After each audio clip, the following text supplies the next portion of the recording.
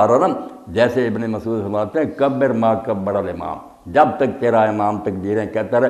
کیا ہوگا کہ ہم شیعہ حضرات کے ساتھ اگر پڑھیں گے وہ 5 تکبیریں کہیں گے۔ اب ہماری صحیح حدیثوں میں کئی مرتبہ صحابہ نے 5 تکبیریں کہہ دیں، لوگ بعد میں پریشان ہوئے کہ ہم تو سمجھ کے بھول گئے۔ فرمایا بھول نہیں گئے یار، تمہیں بتایا حضور یہ بھی کرتے تھے، کبھی 4 کہتے تھے کبھی 5۔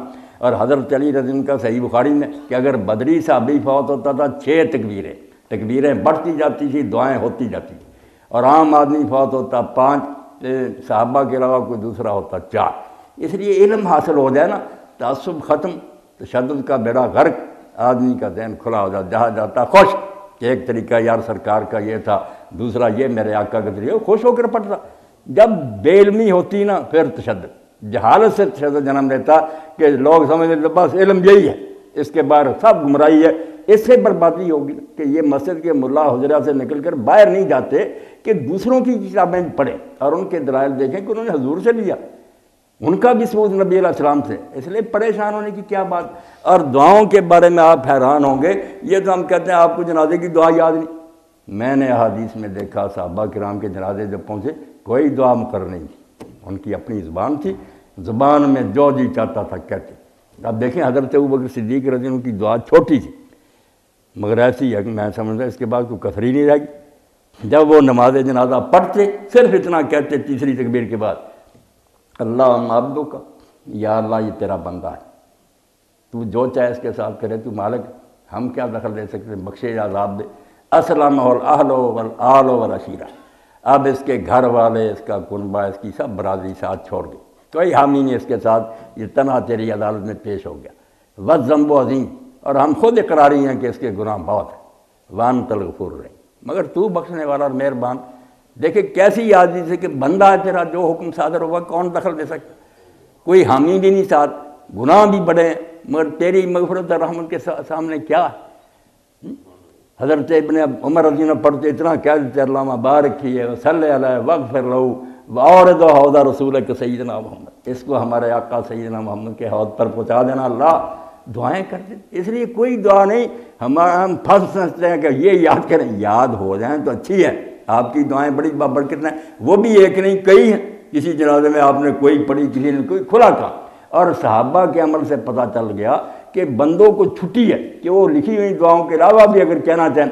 میں تو کئی جنازوں پر کہتا ہوں، اب بھی کہتا ہوں کہ نماز فرض میں بھی، سجدے میں اور تشہد میں، قنوت میں اور جنازے میں آپ عربی کو چھوڑ کر انگلش میں، فارسی میں، اردو میں، پنجابی میں دعائیں کریں، کہیں دین میں معاند نہیں ہے۔ اتنے ظاہری تھے ابن حزم کٹڑ حدیث، وہ اختیار مولا میں کہ دین میں کوئی ہے ذکر کہ دعائیں نماز میں جو عربی زبان میں کی جائے۔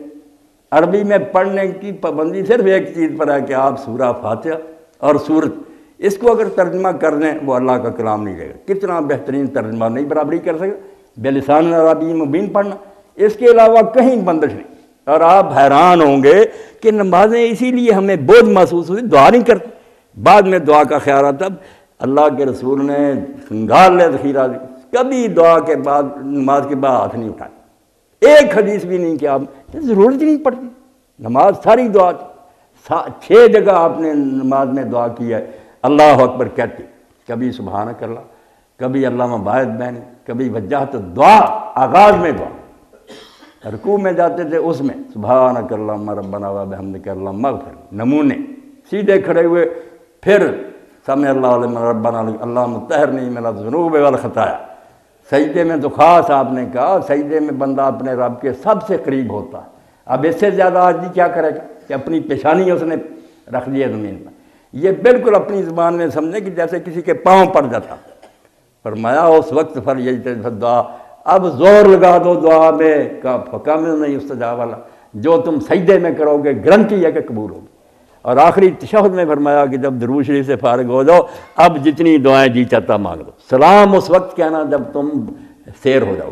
اور اسی لیے ابن قیم نے بڑی پیاری مثال دی، کسی حاکم سے ملنے جاؤ اس وقت تو اپنا مدعا بیان نہ کرو، جب السلام علیکم کہہ کے اس وقت پھر آوازیں دیتے پھرو، نماز کے بعد ذکر ذہن کیے، پھر نہیں دعا کی۔ دعا معراج کی، آپ دنیا سے کٹ گئے تھے، اللہ اکبر کہ ہم کیا کہتے ہیں تکبیر تحریمہ کہ حرام کر دیا، نہ ادھر ادھر دیکھ سکتے ہیں نہ بول سکتے ہیں، کٹ گئے دنیا والوں۔ اور آپ سب میرے دوست بیٹھے ہیں، اگر غور کریں کہ آخر میں ہم سلام کہتے ہیں، کس کو کہتے ہیں؟ ہم یہاں تو تھے، السلام علیکم کہہ رہے ہیں، یعنی ذہن میں یہ بات بٹھائے گی کہ تم اس دنیا میں نہیں تھے، بظاہر یہاں جسم تھا تمہارا، تم یہاں کہاں تھے؟ تم تو عرش پر گئے ہوئے، معراج پر تھے، اللہ سے باتیں کر رہے تھے۔ فَإِنَّهُ يُنَاجِي رَبَّهُ، اللہ کے رسول فرماتے ہیں جب نمازی نماز پڑھو تو اپنے رب سے راز نیاز کی باتیں کرتا، اس وقت کر لیتے باتیں۔ اب جب تم نے السلام علیکم کہہ دیا ادھر ادھر والوں کے، دوبارہ میں دنیا میں آ گیا، اور دنیا والوں کے لیے بھی کیسا پیغام، ایسا پاک کلمہ بجائے اور کسی ذکر کیا، السلام علیکم ورحمۃ اللہ۔ اب اس سے بڑی دعا دنیا کے لوگوں کے لیے ہے کہ مشرق والے بھی مغرب والے مطمئن ہو جاؤ، شمال جنوب کے، میں کسی کو نقصان نہیں پہنچاؤں گا، میری طرف سے سلامتی کا تحفہ ہے۔ اب یہ پیغام وہ بندوں کو در پھر ظلم کرتا، پھر کیا نماز اس نے پڑھی؟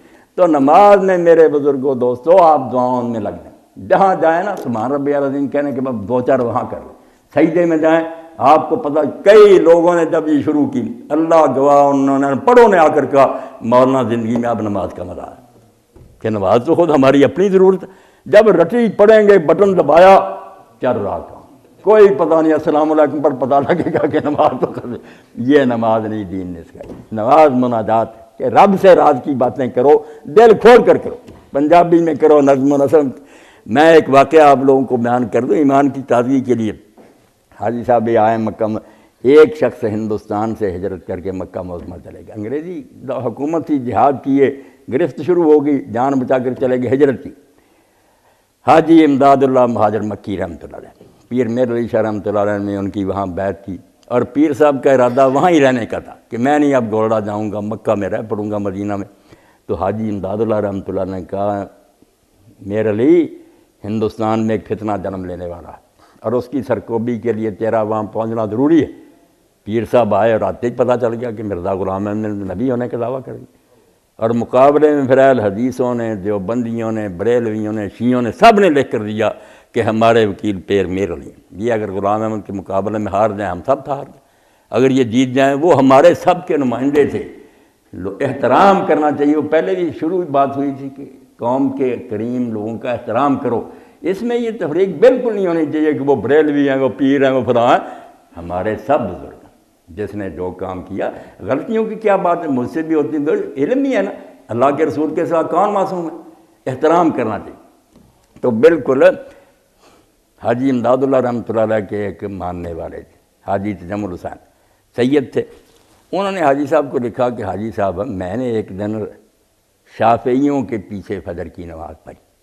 اب امام شافعی رحمۃ اللہ علیہ کے ماننے والے اور امام مالک کے ماننے والے فجر کی نماز میں بالخصوص روزانہ قنوت پڑھتے ہیں، دعائیں مانگتے ہیں، جتنا جیسے گھنٹہ کرے امام، آپ بھی کوئی کرے اکیلا۔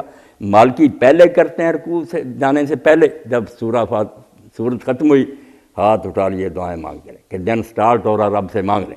شافعی بعد میں مانگتے ہیں۔ تو انہوں نے کہا میں نے شافعیوں کے ساتھ پڑھی تو امام روتا تھا، دعائیں مانگتا، مجھے تو نہیں ان کی سمجھ آتی تھی، میں ایک فارسی شعر پڑھتا رہا۔ یہ سید تجمل حسین صاحب نے لکھا کہ حاجی صاحب مجھے تو ایک شعر اس دن اتنا اچھا لگا کہ میں اتنی دیر بس روتا رہا، دہراتا رہا، اے خدائی بندہ را رسوا مکن، گر بدم من سر من پیدا مکن، اے اللہ میں تیرا بندہ ہوں، اس اپنے بندے کو میدان حشر میں ذلیل نہ کرنا، اگر میں برا بھی ہوں تو میرے چھپے ہوئے راز ننگے نہ کرنا۔ حاجی صاحب کو جب لکھ کر بھیجا، انہوں نے کہا یار ہمارا تو طریقہ نہیں حنفیوں کا، مگر تو نے بہت اچھا کیا، اور اس نے لکھا کہ جو مزہ حاجی صاحب اس دن فجر میں مجھے آیا کوئی نہیں آیا۔ جب آپ مانگیں گی ایسی زبان میں جو آپ سمجھتے نہیں، کیا لطف آئے گا؟ اسی لیے تو کسر نکالی کہ بعد میں بیچارے مانگتے ہیں، کیا کریں، مانگنے کو تو جی چاہتا، اگر وہ نماز میں یہ کام شروع کر دیں، وہ کہیں گے کون سی کسر رہ گئی کہ بعد میں آپ نے آیت الکرسی سکھائی، ذکر سکھایا ہے، دعا نہیں سکھائی، کوئی صحیح حدیث نہیں اس کی کہ آپ نے نماز کے بعد ہاتھ اٹھایا، کسر ساری نکل جاتی۔ تو جنازے میں بھی ایسا ہی ہے، اگر آپ نہیں بھی جانتے تو کرتے جائیں اپنی زبان، اللہ اس کو بخش دینا، اس کے گناہ معاف کرنا، رحمت کرنا، اپنے نبی کے ساتھ ملا دینا، کرتے جائیں، کوئی دین میں بندش نہیں۔ بندش جو کہے گا میرے پاس لے آؤ، میں اس کو دکھاؤں گا کہ امام ابو حنیفہ کے پڑھ لے، کہاں بندش۔ تو دین کے بارے میں وسعت ہونی چاہیے علم میں۔ جی ہاں فرمائیں۔ ایک تو یہ ہے کہ محرم کے مہینے کا حضرت امام حسین کی شہادت سے پہلے کیا حکم تھا، حضور صلی اللہ علیہ وسلم کیا تھے؟ جی 10 محرم کو سنا ہے کہ پہلے ہی بہت فضیلت تھی، ہاں تو